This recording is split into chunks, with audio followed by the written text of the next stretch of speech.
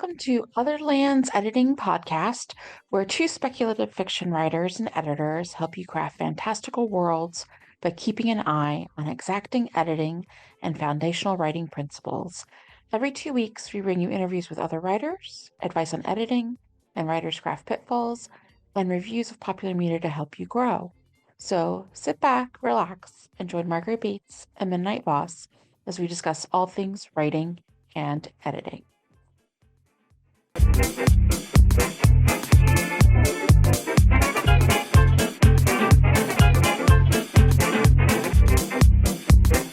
Hi, this is Margaret Bates. I'm coming to you with Midnight Voss for this week's episode of the Other Lands Editing Podcast. And today we are talking about villains and writing compelling villains. Yeah, so we'd been planning on this one for a little while, but sometimes we do get caught up in ourselves because it is difficult to write villains at a time when we are at a historical moment when villains are on full display. And the ways that we are taught to write villains may be at counter purposes with that.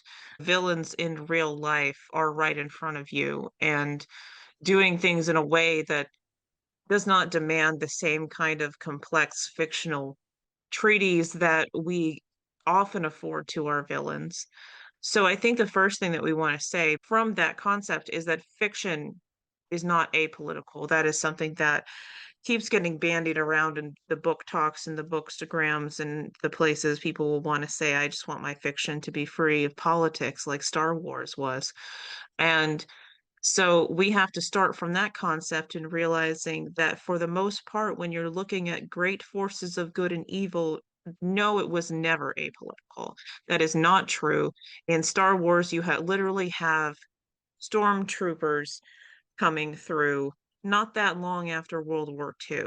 And if you think about who created that and who Indiana Jones tended to fight, Nazis, then you're recognizing that a lot of the baked in imagery from sci-fi and fantasy actually came from people reacting to things in the early 20th century and defining evil by their historical moment. It's true also in dystopia. This is something that I've studied to some degree, taught to some degree, is that you have George Orwell as one of our most well-known texts, but also collected together with Brave New World and Fahrenheit 451, wherein you see a lot of the same character beats that are also coming out from, I'm going to say this wrong because I've heard it two different ways this week, Semyatin's We, from his reaction to the rise of the Soviet Union.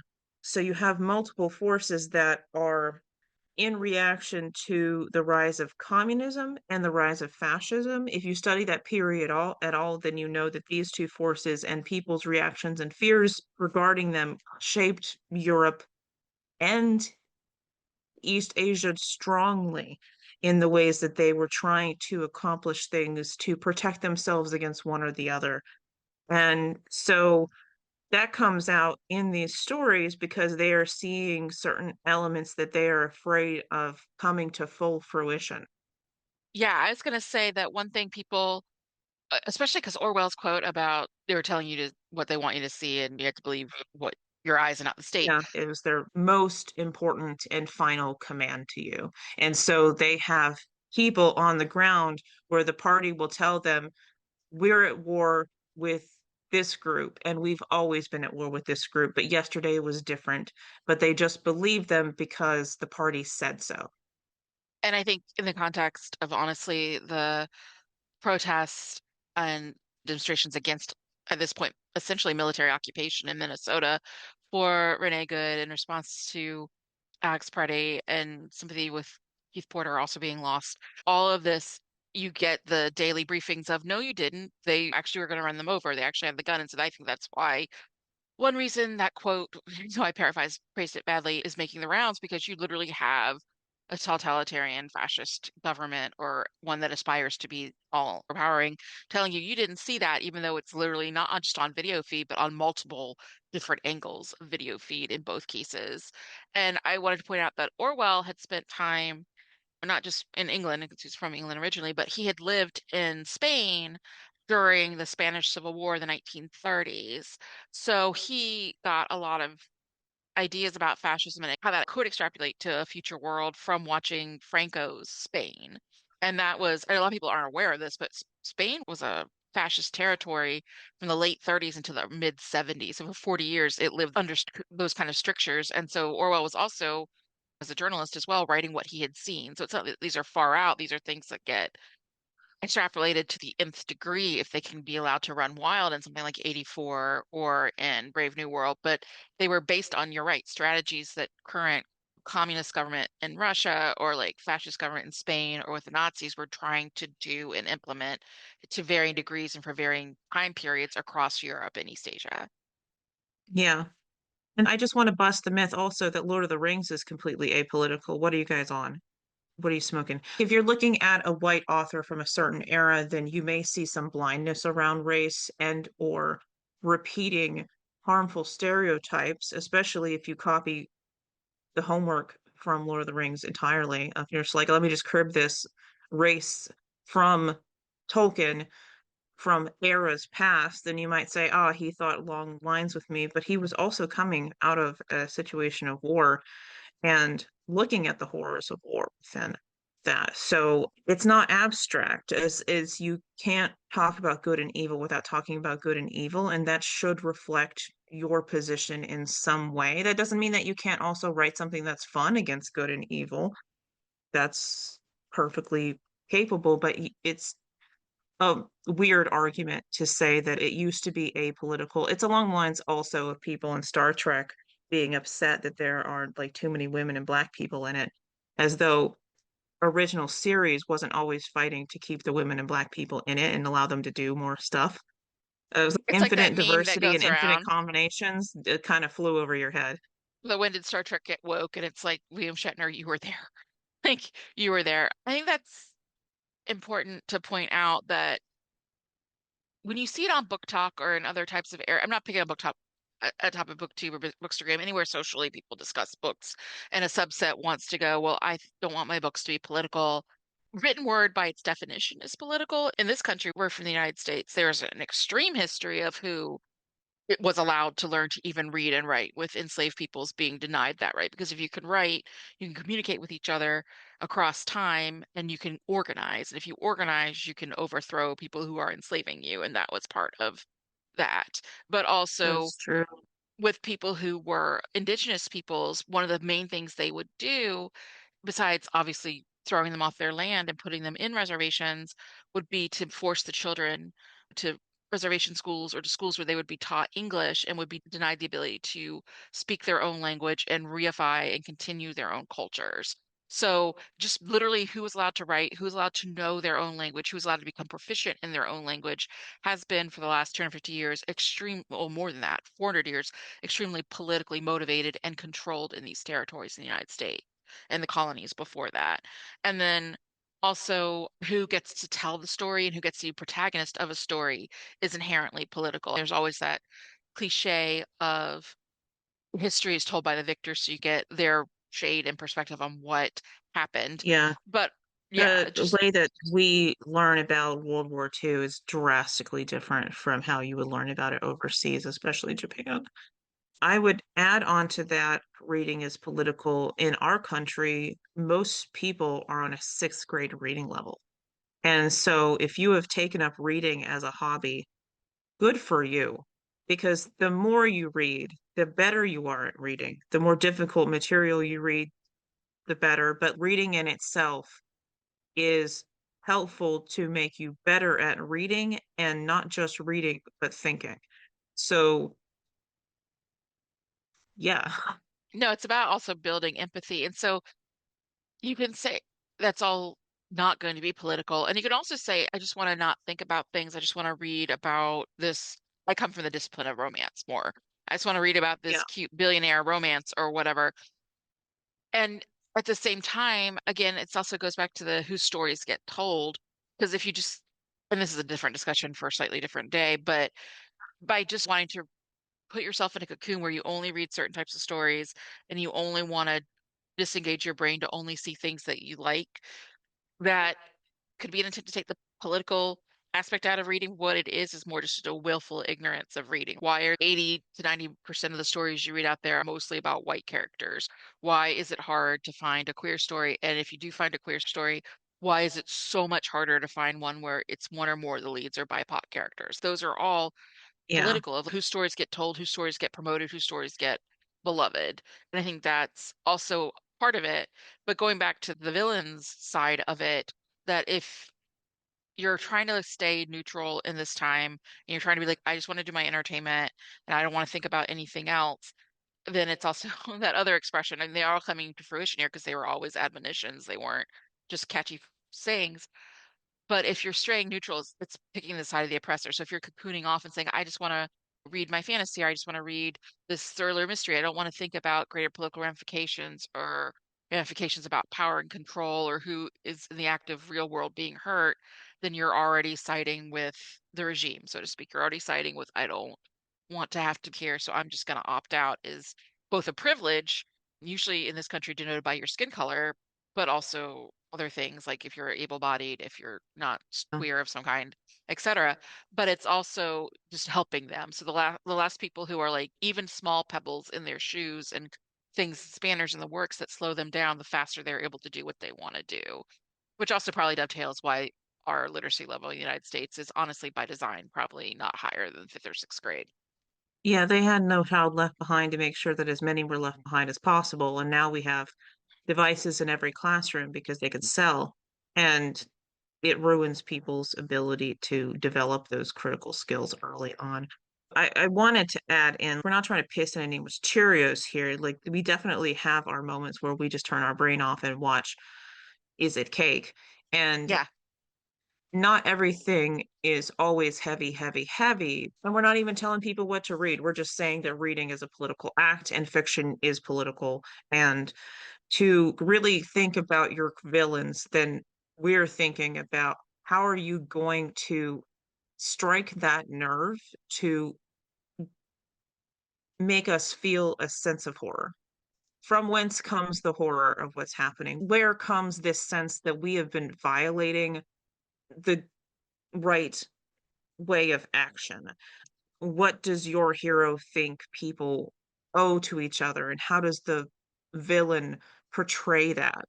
And that can be an over the top version of it, or it can be a more grounded human version of it. But people need to be able to see the badness and say, I get that's bad.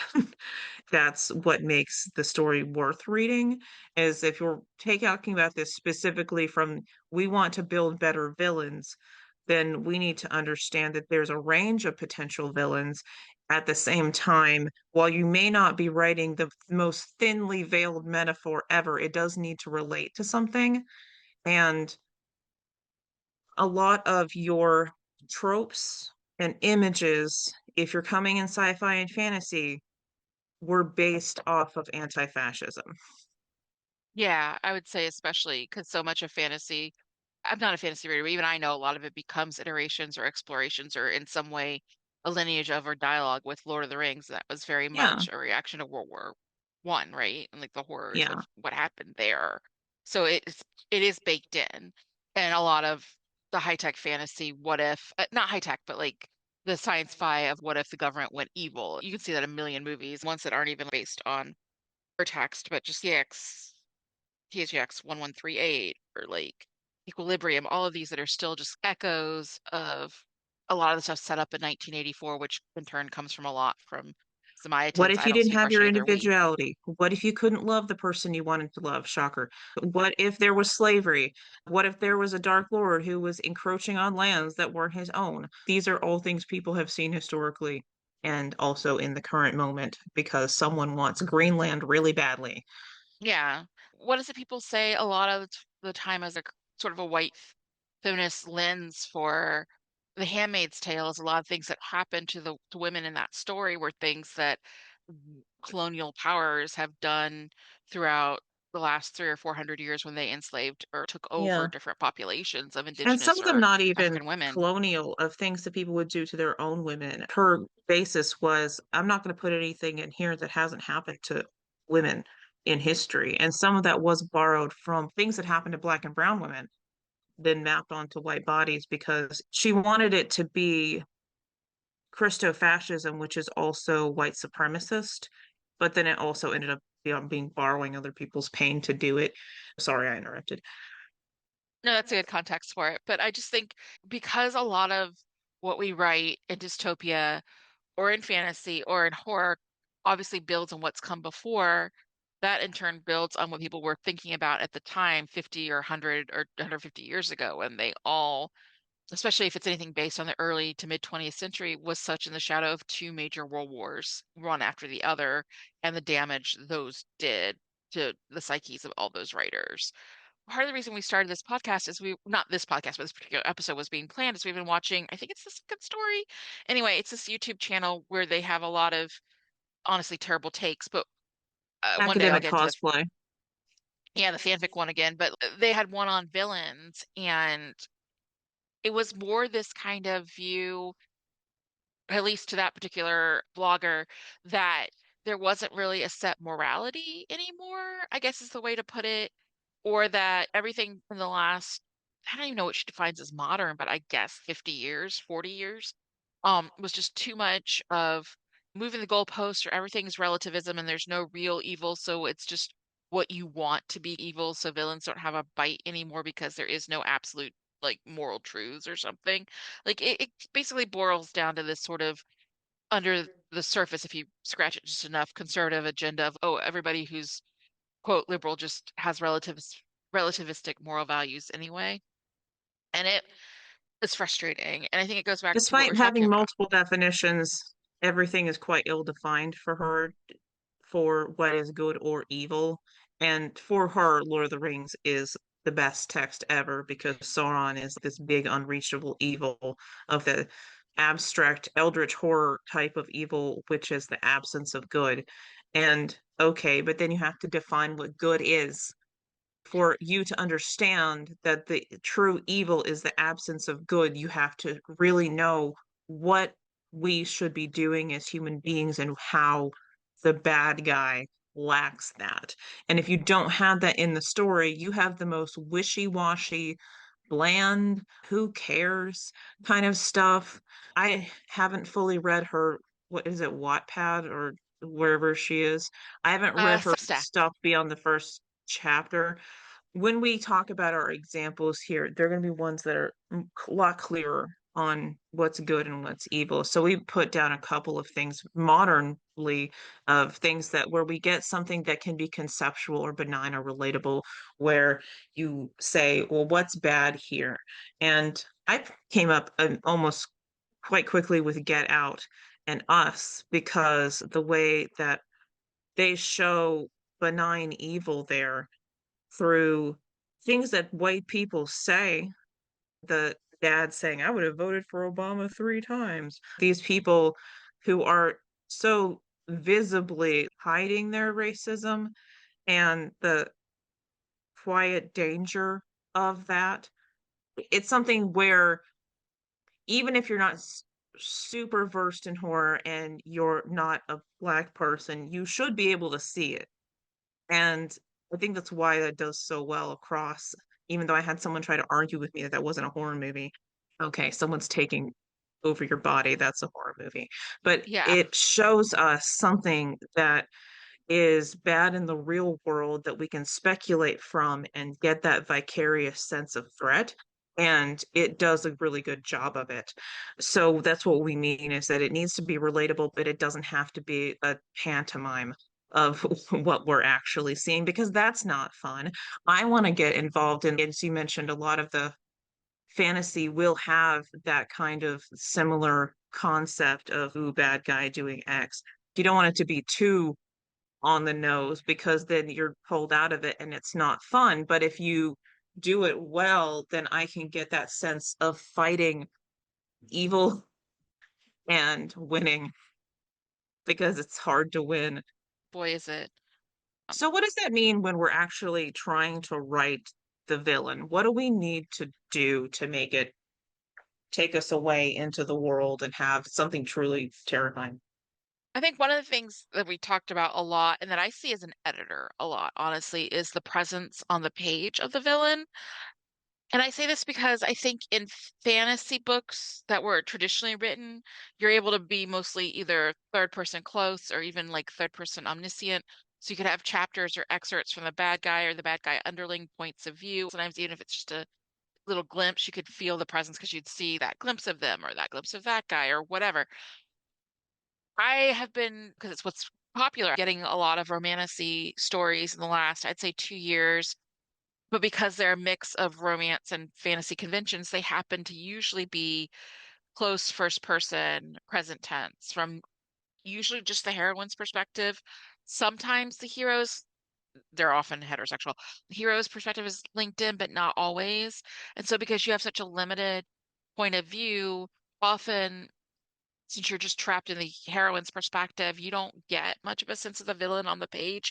You certainly don't get a sides to see them working their machinations behind the scenes or something, but you also only get the heroine bumping into the first line underlings, kind of like if you're watching Power Rangers, like the Putty Squad or whatever. Then maybe at the very end, a general type or someone who's like a foot soldier or the big bad, because of course they're trying to line this up to be a trilogy or something. And then maybe at the very end they realize, oh no, that relative who doesn't really like me back home at my court is actually setting up to betray me. And then close book. I'm not trying to be so blasé about it, but I've seen that happen about 3 times in the last 2 years with 3 different authors. And I think it is both, and we've talked about this before, a failure of point of view, but I think it's also an issue when you've got a book that's 500 pages and your protagonist only kind of interacts with the lowest, the low toadies of the bad guy, and the bad guy, bad woman, the bad whoever is more just this, oh, there's the dark, there's the evil, there's the dark sorcerer over there. You don't meet them. They're a concept with some underlings, but they're not really a presence on the page because then they just feel to the point that they're so abstract, they're not very scary or threatening. Yeah, I see that because there's so much in fantasy, even in video games, which also mimic this idea. We describe this as bad guy parfait, where you have the layers and layers of bad guys. If the first bad guy isn't the final bad guy, and in a lot of video games, even the final bad guy isn't the final bad guy. He ends up having a second form. They give you a little boss rush where you have a bunch of different bosses you have to fight at the end, and you're like, where did all these guys come from? But they want to escalate threat, which is probably why you don't have the big, big bad at first, because your heroine or hero would get absolutely flattened Yeah, if of they deal with that course. person at first. And that's fair and it's understandable, but to be clear, what you're talking about is that they're faffing around for those 400 or 500 pages dealing with just the underlings, and there's no counterbalance to a real bad guy, which means you don't have enough tension and you don't have enough development of the hero against the bad part. So they're only dealing with the surface level crappy stuff rather than what's going on. So we don't have that deeper level within, I would say, the first book. So that's boring. And why would I read it? Yeah, I think that's it. It's just hard to feel any real level of threat. I think we also talk about this too, in that it's this rule of competence. If the villain doesn't feel competent or threatening on the page, then how good a hero is it that they're able to defeat them? In this case, if you're trying to hold back your villain for your middle book of your trilogy or your final book of your trilogy for the real big face off, but all you've sent is literally the low tier. I recruited him from like a tavern for 5 cents. It's like underling who can be beaten up in 5 seconds, and that's all your hero or heroine has dealt with for the first book. The threat level isn't there because they're just being toyed with the most basic of underlings or marauders or whatever. I know people think I'm exaggerating, but I really have read a few books where they're like, I want this to be a series. I've locked myself into a first person perspective. So I can't just dip in and see like what the bad guy's doing to build and escalate their plans on the side. So now all that happens is occasionally they'll bump into like foot soldiers or like warriors in their army who are like all in armor and are completely indistinct from each other. It's really difficult to get invested when it's couched that way. Do you think that if you are writing something like this, now we've said in the past, pick a struggle, pick first person or third person, because we've seen people screw it up so many times that we're just don't. But I'm reading Girls of Fire and Fury, which is a third book in the series by Natasha Nyong, I think. And the first book is entirely in first person, which means it runs a little slow because Lay doesn't know what's happening. She's being introduced to this world, but also there aren't a lot of mechanisms going on behind her. There are a couple that she finds out about. But then in the second and third book, it's in first person for her, and then added in a couple of chapters from the villains as you go. Then the third book, Lay and her girlfriend both get chapters because they're separated. And then there are a couple of villain chapters. But the villain chapters are not in first person. Those are in third person. I'm seeing a little bit more leeway around that point of view because people are trying to hit the genre requirements for things that are too wildly different. What do you think people should do about that? I'm a terrible person to ask, I feel like, because even I love urban fantasy. That's where I came from. And for those who don't know, urban fantasy is basically like a Buffy or a Charmed or a Harry Dresden, where it's paranormal elements in our world. If you look at something like Harry Dresden or The Women of the Other World, which is Kelly Armstrong, when all this started in the early 2000s, it's basically just what if we took noir pulpy books of the 40s, but instead of like mobsters, they were werewolf mobsters or whatever. So it has that tradition of coming from a very Philip Marlowe, hard-boiled detective, hard-boiled investigator, first person voice. I'm not really good at first person writing, so I always write in Yeah, third person, and there aren't that many that are that way. Marcy Thompson has an offshoot series called Alpha and Omega, which is an urban fantasy but told in third person to get both male and female perspectives. That's my way of saying, even when I write urban fantasy, I know traditionally and usually it's first person, I'll write it in third. 'Cause I think there's a lot to be it's said for having those options to, okay, maybe that villain isn't a regular presence on the page, but every so often I need to see what's going on that side of the fence, or I at least need to have more perspectives from two or three of the protagonists who are allied together and what they see with different battles or yeah. interactions with the villain and the villain's underlings. I just feel like once you lock yourself in to a first person point of view, you may be limiting your ability to build a villain or a villain allied force Yeah. effectively on the page. I think it worked fine in the first book because the Emperor is not that complicated. So you don't need to know that much about him. But as you move into the next books, you do need to know what's going on with the other villains. I think I would like the books a lot better if it were in a close third to begin with, because Lay frustrates me. And also because when we've talked before about how first person makes it hard to elide action, which means fight scenes are tedious. And you don't want fight scenes to be tedious. You want them to be birds of prey level exciting if they're Yeah, there. it's true. So that's just a snarl that we can't resolve right now is that you're looking for a way to get the villain some kind of sense of presence on the page. And if you're stuck into first person, you have to figure that out because one of the ways that you keep the story from resolving in the first chapter is that the hero doesn't know everything. But if the hero does know everything, then you have something else that's preventing them from getting to their goal. We thought one of the ways to fix that, if you are more locked in point of view or things like that, is the idea of scaffolding. I always love that word, but you know what I mean? Like we were talking even about Lord of the Rings. Yeah, there's Sauron. I haven't seen these movies since I was in my 20s. And then he has Saruman, the wizard, working for him, and they don't even interact that much with him. But then we talk about how in the first book slash movie, the ring wraiths are doing a lot of the heavy lifting of actively chasing them. But even then, you have antagonists at least linked in there where Boromir betrays the Yeah, Fellowship. There are other people you have to deal with, and some are directly working for Sauron and Saruman, and some of them are just like, it's convenient for me to your shit up because I'm a coward and I just want to like feather my nest. But by weeding all those things in where they're immediately in their faces, it does give a variety of villains for the Fellowship yeah. to interact with that keeps the stakes high. Having a lot of secondary villains, a lot of secondary antagonists can be useful to you later because you want to be able to, let's say, have your people have a win by killing somebody that really was hard for them. Have that secondary antagonist unintentionally help your people know what's going on. Or maybe that secondary antagonist, and we'll talk about this later, is going to join them. But you want enough characters to help yourself develop this into a full story. So that's one way, is to make sure that you have them there for presence on the page, but then think about what they're going to do for the development of the hero later on. Yeah, I think that's a good point too. I think I'm reaching because again, it's been so long, but I always thought that, and you can tell me if I'm wrong, but I always thought that Boromir worked well, not because he betrayed them and he sucked, but it was a contrast to, I'm gonna forget his name, Viggo Mortensen's character, because it's like, oh, this is the guy who actually isn't screwing this up and is actually very honorable. So there also is that chance to use a Yeah, villain or an antagonistic character as a foil as well.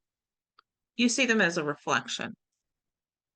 Think about Yeah. Faith and Buffy, Oh yeah, that's a good one. where it's two things. You see Faith as a dark reflection of what Buffy would be without any support and more abuse.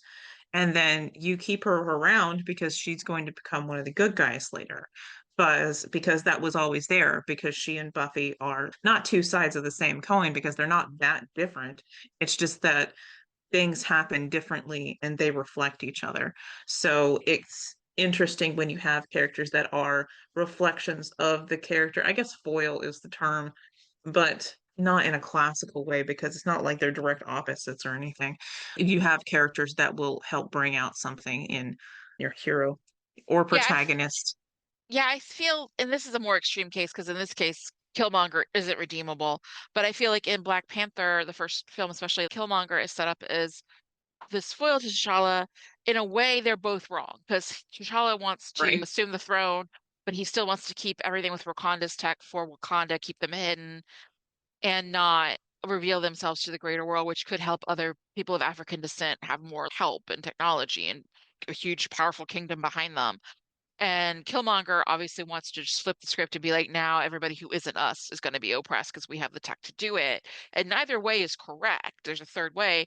But at the same time, there is that contrast of they're both of the royal line, they're both of the royal family. I mean, it's his cousin. If things had gone different with how his father got deposed or kind of assassinated, then maybe Killmonger could have been literally in line to the throne in a legit way. But the interesting contrast is both of them in their own way are not thinking of the right way to both reveal Wakanda to the world and protect other Black people in the world.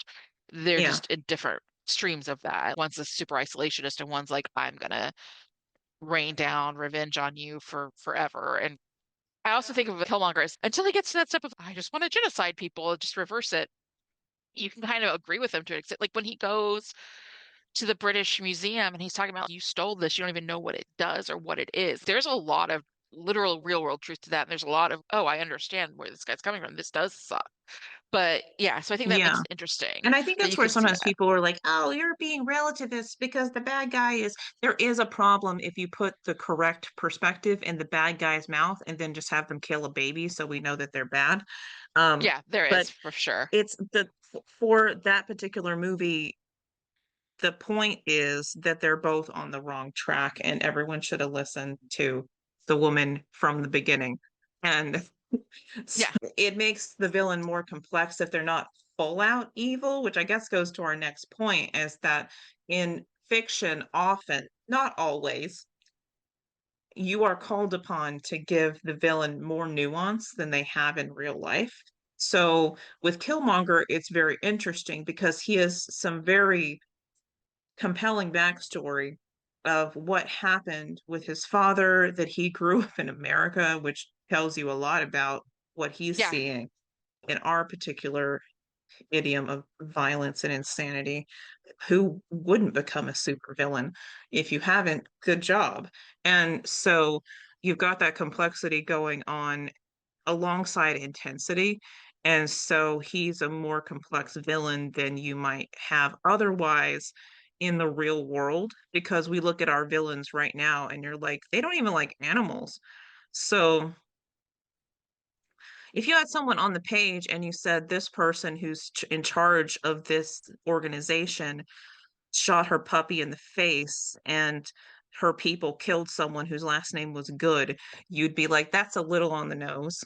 yeah, no, it's too on the nose. Or I'm not trying to say this to minimize things, so please bear with. But the saying, well, even Hitler liked his dog and was a vegetarian, as if that's like a sign of moral good, but not good. Murdered 6 million people, bad person. But I feel like even nowadays, our bad guys are like, no, I will literally, Christina, I will shoot my puppy in the face. I will put it in my autobiography and I will brag about it. And you're like, well, the fact that she's shooting people in the face, it kind of tracks. I can't say I'm surprised, but And in you can real have life, the people villains can be be, that awful because they are. In real life, some people really are that rapacious and greedy and awful and cruel. and then you're like, well, their children don't even really get along with them. And is there anybody that they really like? And then they throw Great Gatsby parties. And it's just, okay, where are we seeing the complexity? Who wrote this story that we're in? Because it's bad. Well, So if reality's you take allowed to this be back to, racy. let's get another comic book villain, Lex Luthor, who is absolutely terrible. So like he is terrible to the degree that I have seen him in comics bomb an orphan's shelter to get it blamed on Toyman so that when Superman stopped his robot from killing Toyman, who is a notorious pedophile and we think killed a bunch of children, that people will doubt Superman because he didn't let Hope kill the pedophile. And in the current movie, he's like, I'm just going to straight up kill a baby if you don't do what I tell you to He do. literally, he's like, I'm going to shoot this cute baby in the face, and then you have to cooperate with me. And you're like, oh my. So it's like the absolute worst thing someone could say to do is shoot a baby in the face, I would think. I would like to all have us He's agree threatening that to that's kill a bad. baby. He kills a guy for giving Superman some falafel. He puts his ex-girlfriends in a pocket dimension prison. This guy is the actual worst. But then you have the balance of he's an actual threat. He's terrifying. And it's not because he's stupid. He's a He's very, genius. very smart, which is where the threat comes from of someone who's very, very smart, but also very, very petty. And Yeah, I think that's so also the interesting about him is he is brilliant, but he's so petty and so ate up with insecurities that all of this is mostly done because he's that much insecure about Kal-El Superman being better than him. this It, guy it, absolutely could be a hero himself if he wanted to. yeah, and since the next movie is supposed to be Mana tomorrow and they're gonna have to team up against Brainiac, I guess we'll see how far Lex can go with at least putting stuff Oh aside God, to I like want to keep see that. right. You can wax poetic about that forever, but I would even go to Smallville and Michael Rosenbaum's Lex. Yeah, the writing is always contradicting itself, but there's a lot there where there's a guy who, when we first meet him, he's like 21 or 22 years old. He's basically just been exiled to run like his dad's stupid porn factory in the middle of nowhere as a punishment if you're too much of a club kid with too many terrible headlines in Metropolis, you get to run a corn factory. So he's pretty much a baby. He's basically out It's of not college corn, it's age. fertilizer, babe. I was trying to be nice, but yeah, you're right. It's a crap factory. Crap factory, they call it that. It is. But you see all those things, the insecurity, the mother who quite honestly went nuts, and the father who's all kinds of abusive, every parent who's a villain since Smallville. And it's not a great show by any means, but Lionel is a really terrible parent. And every time I meet another terrible Right. parent who's like, I just want to raise the next generation of conqueror or like bloodthirsty CEO, I'm like, yeah, Lionel Luthor did it better, but you understand why he's the way he is, and everybody in town basically shits on him all the times, even when he's trying to make a new start. They only see his last name, so most people just treat him either like a bank account or someone to shit on because they hate his dad. So you can see all these nuances, but he still makes these horrible mistakes. He still has these chances to pull back, but his thirst for I need to know, I need to understand. I've had bad Yeah, experiences with different alien life forms coming to town and literally beating or infesting me. I have to fight back somehow. It's all that trauma, but then it yeah. goes to these extremes of now I'm going to experiment on metahumans. Now I'm going to do all these other things to try and control Clark, which by season 9 is actually probably not a bad idea because he torched two twin towers and that symbolism will never not leave me. But the point is, even there, that he's playing Lex Luthor. The idea is the journey to like how he got there, tabling the series finale, giving him super amnesia, whatever. But like you get 7 years of this nuance of yeah, he's got a terrible history, yeah, he's got a terrible family, yeah, both of his wives tried to murder him, yada yada yada. But Yeah, like every right. time he tried to do better, people just slapped him in his face. And you're like, I kind of understand why all that a trauma and abuse, and especially again at the hand of random aliens coming to town to deal with Clark, but then screwing his crap up, that he finally snaps and is like, well, if no one else is going to take care of the threat, I'm going to figure out a way to do it, even if it's through super unethical medical experimentations. I'm going to do it anyway. And it's not right, but you could at least understand their Yeah. reasoning. But you're allowed to have apparently more nuance in a comic book supervillain like Lex Luthor in whatever incarnation you have him in than we have in real life villains, which is Yeah. it's reality isn't like that. There isn't always a nuance. There isn't always a better side. There isn't always something to someone where like, oh, well, they're like a really terrible person, but they are really nice to their grandma. Sometimes people are just terrible people all the way through, but that Yeah. isn't compelling on a page to read someone who's the worst of the worst for 300 or 400 pages or a whole series. They have to have something where even if they're not good, they're intelligent, they're competent, they're have some weird artistic thing going on. I don't know. People really like villains who, for some reason, are also artistic, as if that exculpates them. I was thinking about Hannibal Lecter. Yeah, he'll eat you, but he also is really good at drawing and is very erudite. So It, it's where we have these villains. If you don't see Sauron in his daily life and get his deep backstory, it's different kinds of villains. I think we want to highlight here that we've talked about backstory with these two particular ones, and we can talk about other ones as well,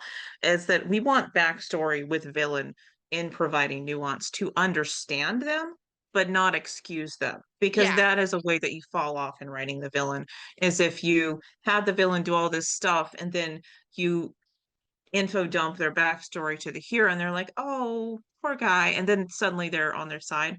That's not an apology. It is not redemption. It is just why something happened. So readers like it because it gives us a sense of I figured this out. I see where this came from. And it touches on things that I understand because we understand bad parents. We understand growing up in traumatic situations. In what world does Killmonger not have complex PTSD? So yeah, you have these things going on and it helps us as readers connect with it, but that doesn't put a halt to the story. That doesn't mean they're not a villain anymore. yeah. And I think this also brings me to I actually rewatched Misery, which I hadn't seen in a while. And I read the book when I was in high school with Annie Wilkes. The basic idea is this writer gets stranded in the snow, and this nurse who is unhinged finds him and, quote, nurses him back to health. But the exchange is that he's going to write a new book with her favorite character because basically he's at best a Daniel Steele style romance novelist who does this ongoing series of like frontier romances with Misery Chastain or something, whatever her name is. And he killed her off to stop the Beautiful book name. series. And then Annie Wilkes is like, no, I need this. You got to rewrite it, make it so it isn't a cheat, but she's actually alive. And anyway, they got me thinking, we talked about this, is that with a villain, you could go super metaphorical. And so it's more that the villain is scary because they're a concept or a sub in for something deeper and worse, or that they can be very realistic. I think Annie Wilkes straddles both because King is very open that when he wrote this book, he was not sober and very much in the grips, especially of using cocaine to write. And so he was using the metaphor of feeling like a trapped pet writer, where Paul Sheldon literally is trapped by the character of Annie, but he was sort of trapped by his drug addiction and how erratic it was to live that way. But at the same time, she's also a very realistic villain. I think there's also an example of a villain where the stakes are not super high. She's not ruling an empire. She's not taking over the universe. She's not an evil president. She's just a woman who is lonely and has hyper fixated in a fanatical way at the most literal base of that word as a fan on this book series because she has literally nothing else going on in her life except maybe her pet pig whom she likes. And Oh, yeah, it's cute. But Bean didn't like the pig. She got very mad every time it was on screen. So you have this woman who's all her stakes are if Paul Sheldon can't Scheherazade his way out of this, he's going to die. He's going to finish the book and she's going to kill him.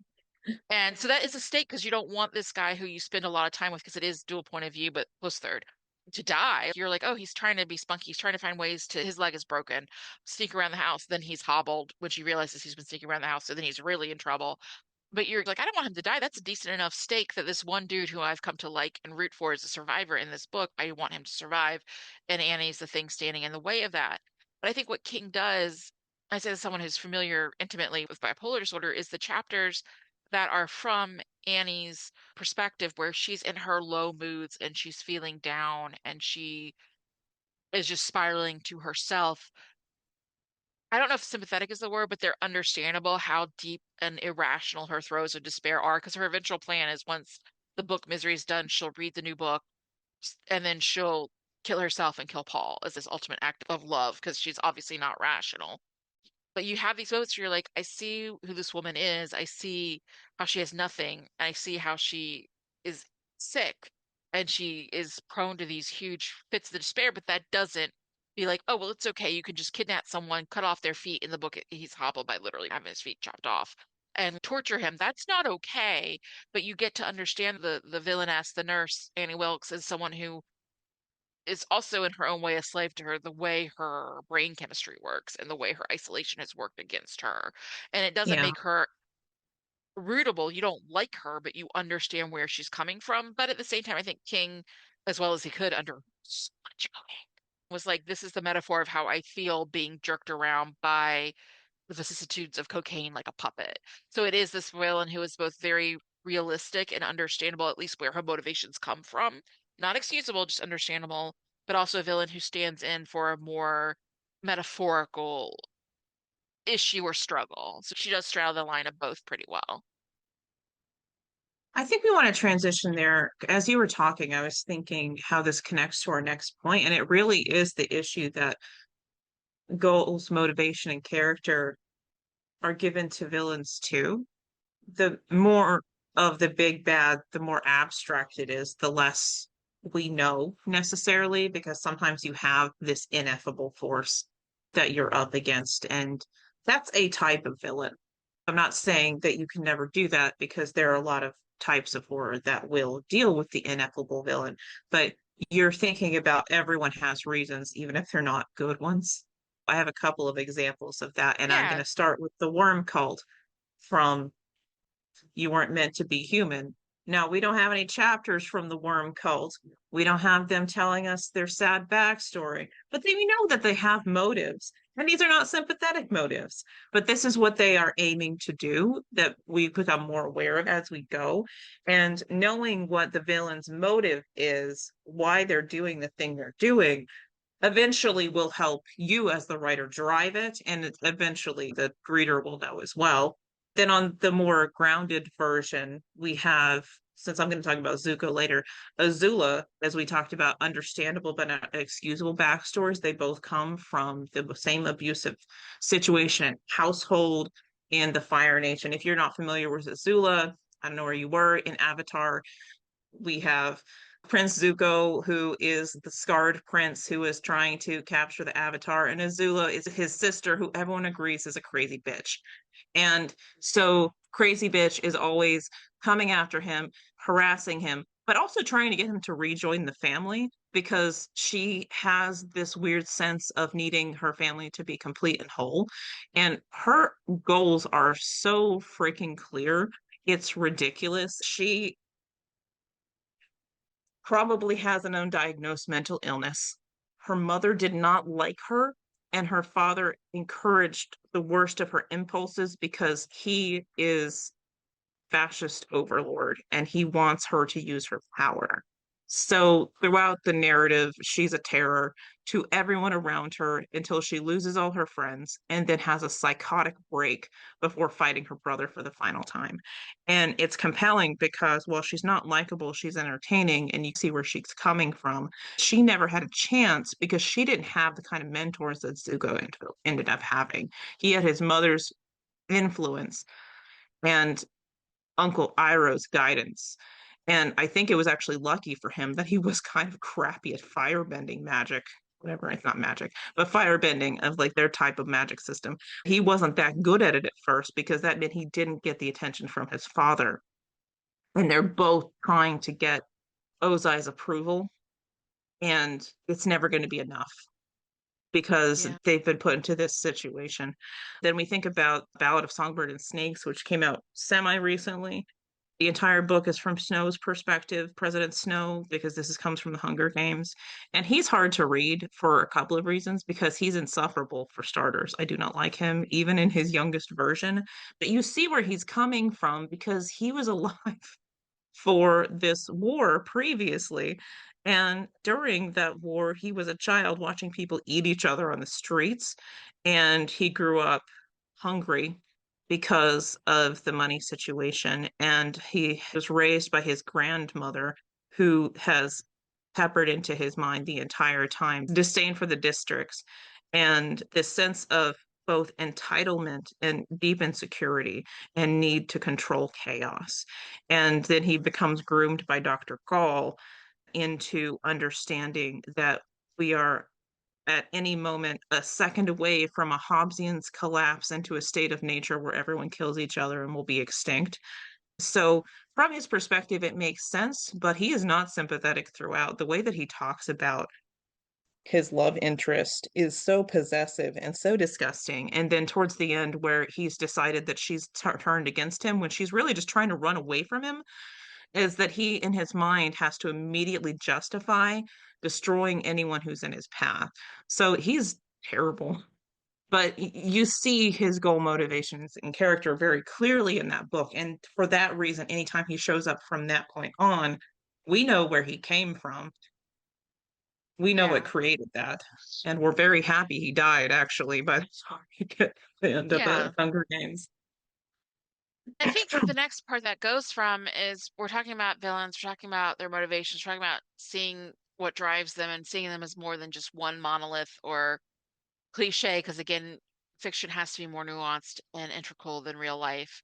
But that then becomes the idea of that sub trope of the villain who for a while is a villain but can be redeemed. We talked about Faith. We think about Vegeta from Dragon Ball Z. But Rita. but then like how far can your villain have done villainous awful things where you can rehabilitate them and you want to see, say, the variant Loki in the Loki TV series become successful and actually super important? Or how far is it like, no, this person has done stuff and they can't ever, they killed younglings or whatever, which I know Darth Vader kind of gets redeemed, but then he dies. But like, how far do you go before you're like, Yeah. no, this person is just, they're just evil. There's no redemption for that. That's the question, because in Star Wars, it seems, no, you're going to die. I'm not sad about that with Kylo Ren, because in both cases, you have someone who knowingly joined a fascist regime, and it doesn't really matter if you were sad about it. A little bit more understandable for Kylo Ren, not that we dug into it well, if he was groomed by the bad guy whose name I can't remember, but because their crimes are so intense, I don't think that the movies have the ability to really dig into redeeming them.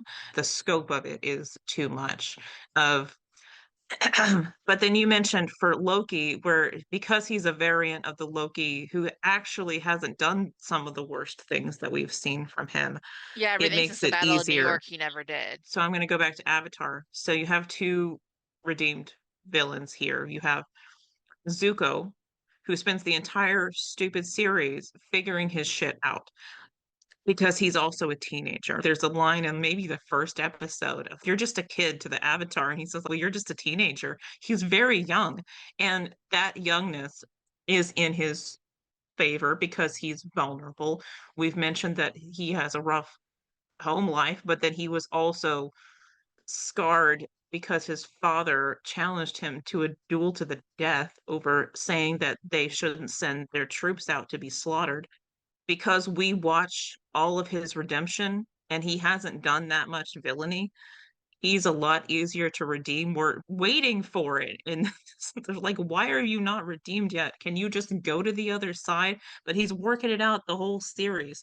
And then you go to Iroh, who really should not be redeemed. If this were something reflecting real life, it would not happen. Because Iroh, Uncle Iroh, tea loving Iroh, was a terrifying general they called the Dragon of the West because he did some genocide in the name of the emperor and the empire. He stopped because his son was killed during one of the battles and he lost the will to fight. And that was his turning point, is that it like hit home for him. People are dying. And we don't see much of that. We hear about it, that he was terrifying, that he did these things, that he's actually quite formidable. And we don't find until later that after Ozai snatched the throne while he was grieving, that he's joined this White Lotus Society and started putting feelers out there to create something to change the way that things are. So we didn't see his redemption on screen. We know him from the point where he has already changed as a person and is actively trying to help his nephew cope with trauma.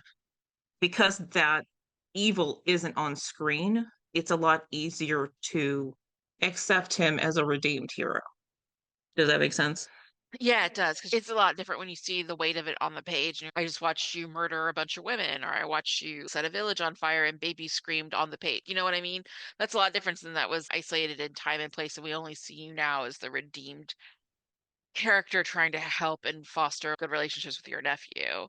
I think there's also a real context. Yeah. Like sometimes when it's in fiction, it's easier. Oh, this is a faraway land. This is an alien planet. But if you're going to involve things that actually happened in the real world as backdrop for a historical romance, a historical book, a book that's even about paranormal creatures who lived through historical times in the United States or Europe, then that changes things a lot. I come from, again, the discipline of romance, and about every 2 or 3 years, like clockwork, there was always some romance that would be from a smaller press or indie publisher, but it would start getting buzz, or sometimes it'd be nominated for Goodreads Awards, and you'd be like, what is going on? And it would be like clockwork.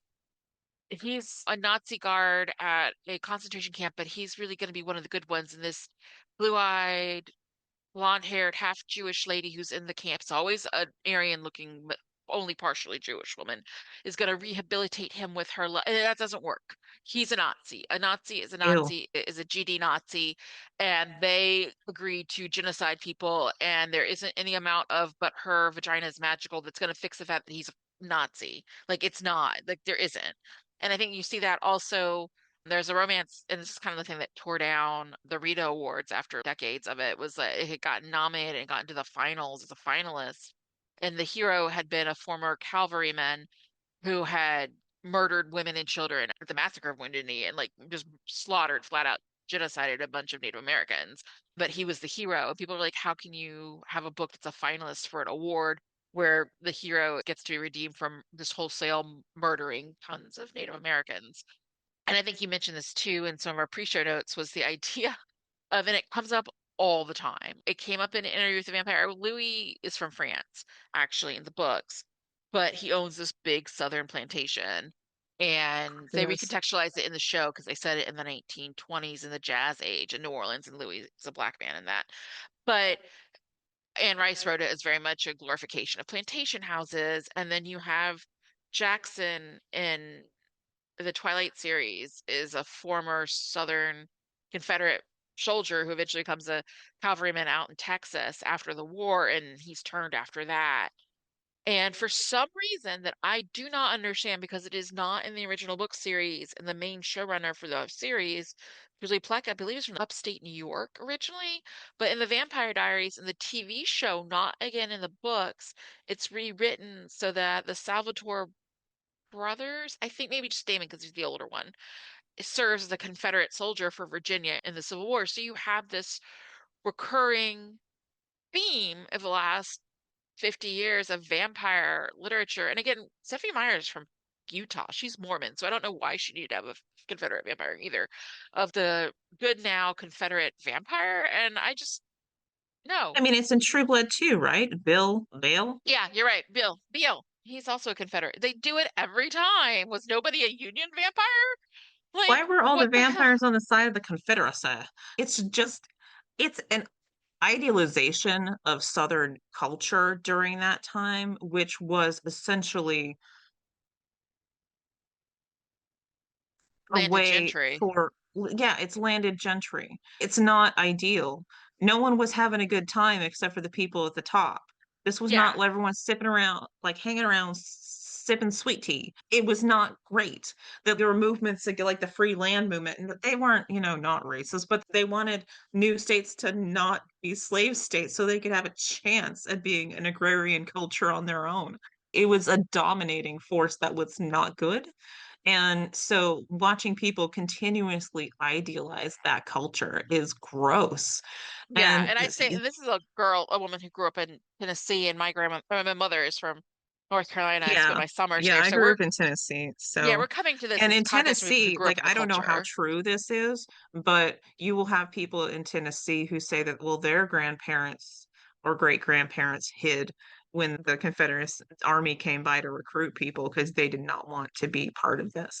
Well, and the And great stereotype or truth of every war is like Vietnam. The rich people come up with these ideas to make money and to preserve their stuff, but they get the poor people to fight and die and yeah, bleed on the field. And it was a lot of the and people who fought in the Civil War, not exculpating it, but they got conscripted because they were able-bodied, and the rich are like, we only have yeah, 20 good plantations.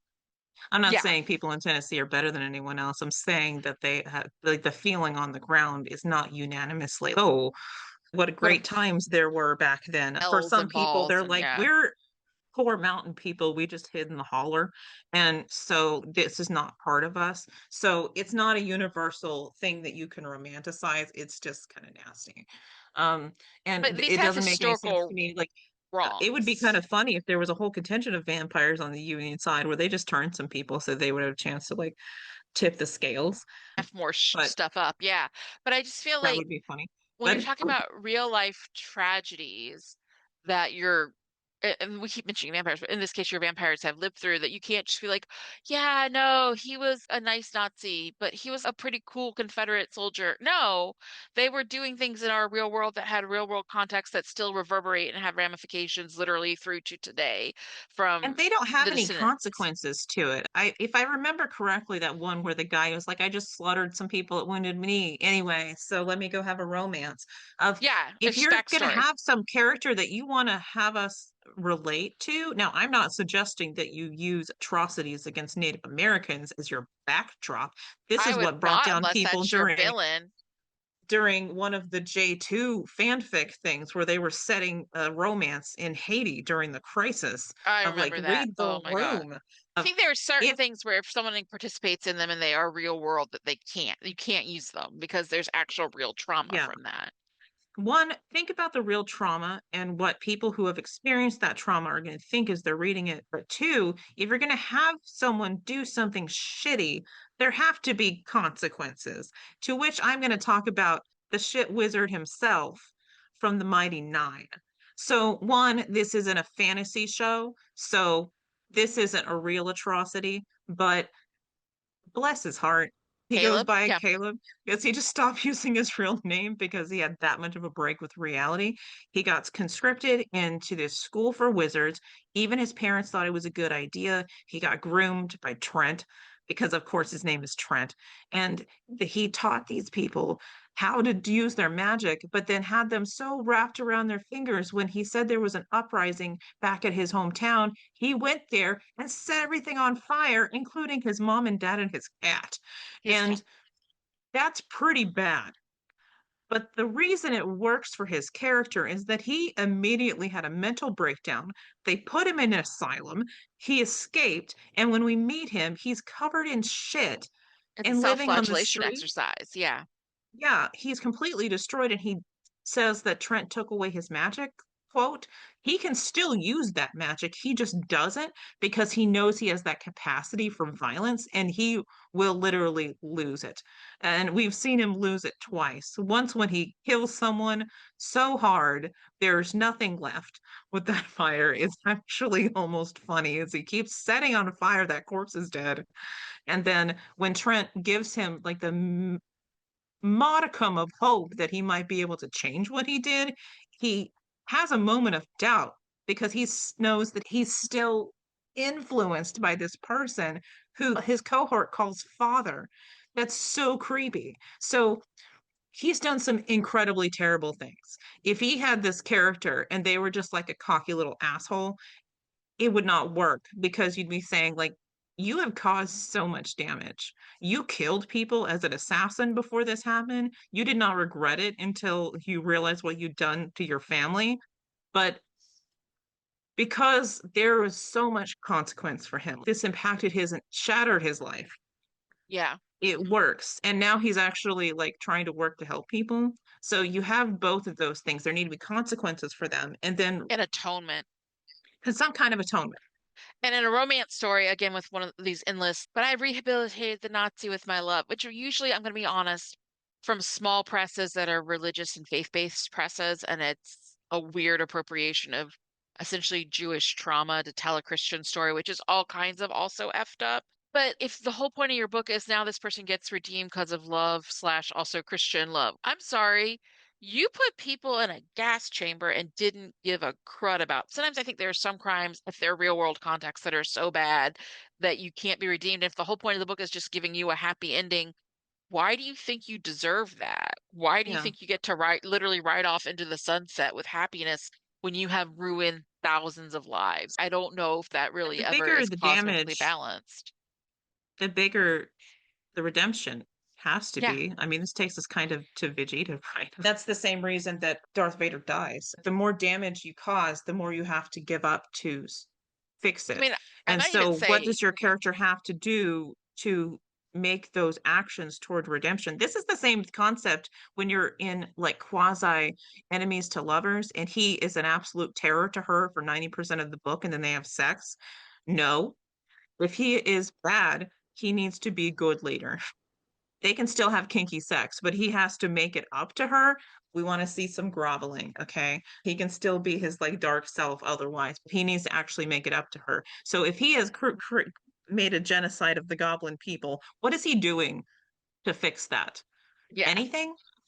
And again, I would argue that if, at least if it's in fantasy or sci-fi or paranormal, they're contextualized around tragedies that never happened. I honestly do not believe that it is possible to redeem someone who worked for the Khmer Rouge or Yeah. under Idi Amin or was part of a confederacy during the Civil War or is currently working under Putin to kill people for the Russian oligarchs. Those are people who have real world lives and victims. It's also why when you see Tumblr go nuts about, oh, these serial killers are mass shooters, I could rehabilitate him. I'm like, no, you couldn't. Some of these people's victims and families of their victims are still alive. And no, just Jeffrey Dahmer and Dylan Klebold and Eric Harris are not your whoobies. What is going on? There are some things that are too awful to ever try and recontextualize, and you can try it, but I'm just warning you, there are things people do, especially if they're based on real world events, that are so heinous you can't be redeemed from that. You can't just be the villain who comes back from the edge of I helped plan 9/11 or something. Like it doesn't work. It's never going to work. Honestly, because it's just disrespectful. Well, and it's because it destroys our sense of narrativity. Yeah. We know what happened in these stories because they were real. Yeah. And it destroys our sense of following along with the story and giving us a sense that the story you're telling is true. So the level of difficulty there is impossible. Once you've integrated the real life into it to that degree, how are we supposed to jump along and see the fictionalized part of it? Exactly. Yeah, I think it does damage the suspension of disbelief because you know they're gilding the lily and putting these horrific events that sometimes Right. at a certain age, we're in our 40s, we've lived through and an idealized light, and you're like, that's not how that happened, and you know it. Or I know a relative who was part of it, or I studied freaking history. I know that's not how it went down. So that also does complicate. I know when people are sitting there going like on Tumblr, there are those fangirls who are fans of mass shooters when they're fawning over Dylan, the Columbine guys. I'm like, no, that's not how that Yeah. happened. I'm sorry, you're 12, but no, that's not. This is not a good thing. That's most of my thoughts overall, just summarize as real life can be horrific. People Yes. are allowed to be completely one-dimensional jerks who shoot people in the face and the villain is competent and intriguing and interesting. They have to have some nuance. They have to have at least, if you don't agree with their motivations, and usually you won't, understandable reasons for why they're doing what they're doing that can be compelling so they can hold enough of a book or a series of books together on them as the opposing force. And that if you learn nothing else, please do not write the umpteenth Confederate vampire or Nazi soldier who just changes his mind because true love, because those are terrible ideas. Do you have anything else to add? I guess as a final note to again keep in mind the purpose of your villain, your antagonist, and what role they're playing in the larger story, because that does change how you develop them. We've talked about the various types of antagonists that you may have on different levels Yeah. and what role they play. So keep that in mind as you're creating them. There's not a one good way to create a villain. There are many, which means you have various paths that you may An take to, option. yeah, and read a lot.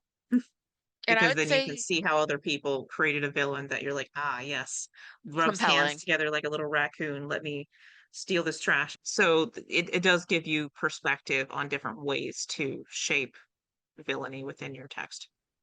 And since we started with talking about real life and real world villains, I will leave in the show notes some information with some groups that are activating to work to fight against ICE and fight against the current regime and fight against abuse of people in general by the Trump administration, but especially immigrants. And I will be giving you contact information for Surge, showing up for racial justice, for Indivisible. And then we're from Maryland. So there is a group called MoCo IRC, which is the Montgomery County Immigrants' Rights Collective, which does a lot of work in both Montgomery County and Prince George's County. So I'll be giving links to all of that. So if you want to get involved, and I hope that you do, that you know where to go. And yeah, exactly. So thank you all. Thank you.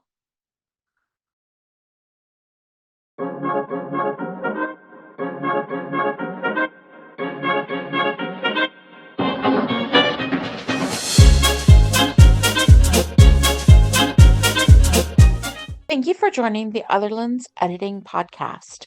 Look for our next episode coming soon, and in the interim, be sure to like, share, and subscribe. Also, if you want more information or want to connect, you can find Margaret Bates and Midnight Voss at our site, Otherlands Editing. Until next time, keep writing and keep refining your words.